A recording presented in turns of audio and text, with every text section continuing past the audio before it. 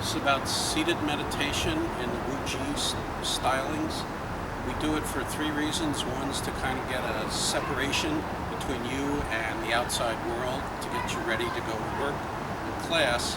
The second thing is it also allows you to begin to prepare what has to be done in standing and then what's going to be done in martial arts as you start to move. The third use of sitting is it gives you a few minutes before class. If you didn't do your homework, you can mentally go back through it. So the first and most important thing in sitting is to have a stable chair. You don't want it rocking around. When we do class sitting, it's for a very short period, just a couple minutes. If you're doing serious sitting at home, what you want to do is probably put a cushion on the chair and make sure you have back support. Okay? If you happen to be wearing a cool wrap, take it off. You won't need it for sitting. If you're wearing a mouth guard, take that out because we need your tongue to be touching the top of the mouth.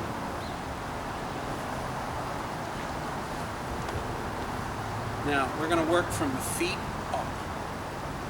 So there'll be a mat with shoes stenciled on it, and that's aligned to be the right size shoe for you. It's personalized, and it's also the same distance across your shoulders. So we want the width of the feet to be the same, lined up with the shoulder and the knee coming down. There's a key point in all of martial arts that has to do with the 2 points underneath the feet. Underneath each foot, under the big round bone that makes up the start of the big toe, is a point called kidney 1. It's the bubbling well point. So we're going to draw an imaginary line between the 2 kidney 1s and bisect that line in the middle. That point is called the rooting point. So this is a series of structures. So first what you want to do from the side is make sure the student has his or her feet inside the outlines, right? And that may mean bending over and actually physically adjusting. Like, for example, this foot is off, so we want the student to put it inside the outline, and you place it. All right? The next thing we want to look at is that should make the feet straight, and we want the foreleg to be going straight down, so we have a right angle between the foot and the foreleg. Then the next thing is to look that the knee aligns with the middle of the foot on both sides. So normally we want to work on one side.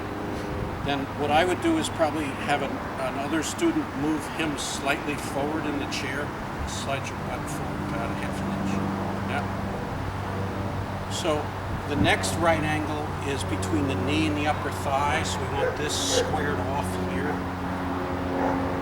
In WuJi style, the finger placement is very important. So we have the inside of the thumb, lung 20, on a spleen meridian.